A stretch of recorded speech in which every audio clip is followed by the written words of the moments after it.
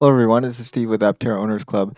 One of our viewers told me about this little car called a Twike 5, and I looked over their website. It was very interesting.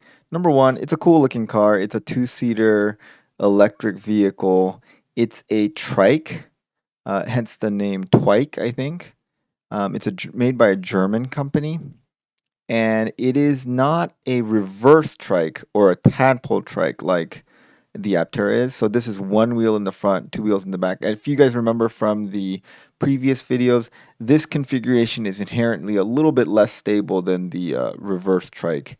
However, something I didn't mention in that video, another thing that plays a huge role in stability is not just the configuration of the wheels, but how low the center of gravity is. And most of these cars have very low center of gravity. Aptera will have a very low center of gravity with the batteries being in the underbelly pan. So it'll be very stable. And this car is also most likely very stable because of that. But looking at this card just made me realize how amazing the Aptera is, essentially. This is a very nice looking car, I think. It's cute and has very good efficiency. It's 7.2 kilowatt hours per 100 kilometers. The Aptera is 100 watt hours per mile. If you convert that to kilowatt hours per 100 kilometers, it works out to 6.2 kilowatt hours per 100 kilometers. So the Aptera is a little bit more efficient than this, probably about 10 to 15% more efficient. And it is a much bigger vehicle. So this one weighs approximately 600 kilograms. Aptera weighs approximately 800 kilograms. And if you look at this, um, let's look at this. This one has essentially no trunk space. If you look at this, but it's a nice looking car. So in the front, there's just the front hood area. I don't think that there's much trunk space because it's just enclosing this front wheel which turns. In the back, I think the motor unit and the batteries are placed here, um, not along the floor. That's helpful because with a trike configuration, you want the center of gravity to be as far back as possible to put most of the lateral stability along the back wheels, which are two instead of over the front wheel, which is one. If you put the weight way forward, then the triangle stability, it's easy to go outside the triangle. Whereas if you put it in the back, it's harder. So I think most of the batteries and the motor unit's going to be put back here. And so a little bit of trunk space right in there. So it's really not, you're not really going to carry much in this thing. It's basically holds two people and maybe a few bags of groceries, and that's it. So it's much smaller car or vehicle. It's narrower, which is nice especially for European markets.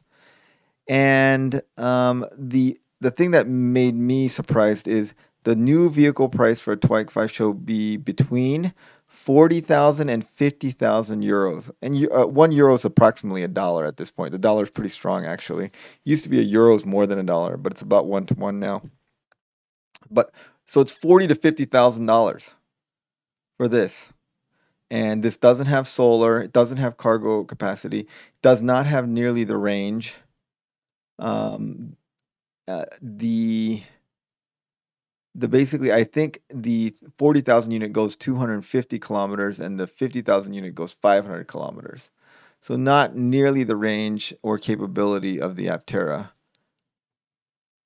This is the other thing I found interesting about it. When I dug further in their page, I found out that they were part of this Progressive X Prize. And if you guys remember, if you've been following Aptera for a long time, Aptera was part of the Progressive X Prize.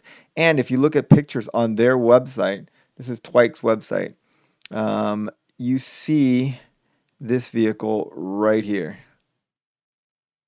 That is the Aptera in the green and the white right there. And here's the Twike right here in the middle, kind of in the middle in the back row.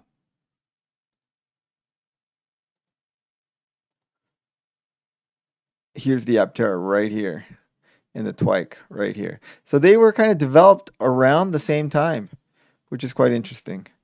Also, I don't know why the Twike does not enclose their rear wheels.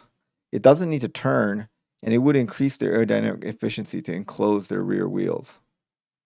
Yeah, and here it is, another shot of the Twike and the Apteras right there.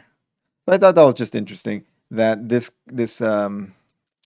vehicle that they're selling in Germany um, was developed around the same time as the Aptera, and you see a lot of Aptera's pictures on their website from the Automotive X Prize. Okay. Well, I mean, I personally think that this thing is grossly overpriced for what it is. $40,000 to $50,000 for a very small trike. Oh, this is the other interesting thing they had. You can pedal, and your pedaling generates electricity to drive the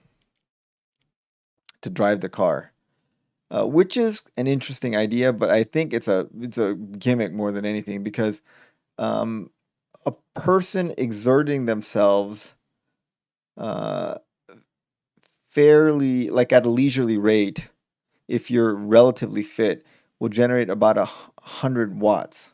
So you would have to pedal for an hour to go about a mile.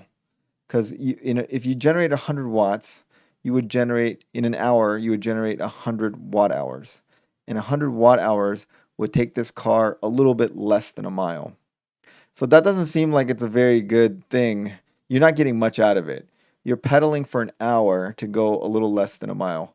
Now, if you're a super athlete, you may be able to output over 200 watts for an hour.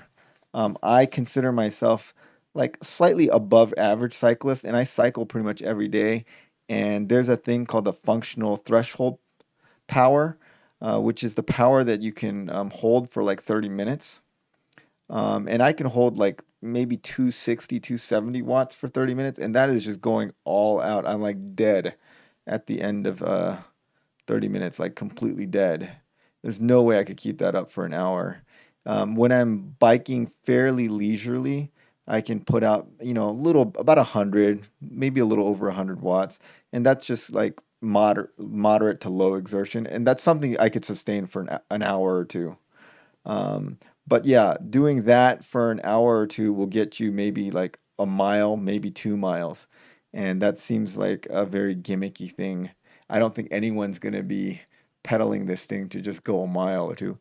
One use case scenario would be, let's say you were like a mile away from a charging station.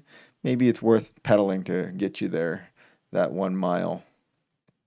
But I don't see it as something that people are going to be doing often to increase the range of this thing.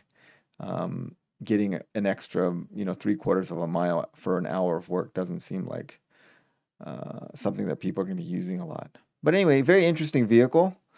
Tell me what you guys think in the comments. Between this and the Nimbus, I'm definitely getting the Nimbus, if because it's about 1/4 the price and a lot more capable of a vehicle.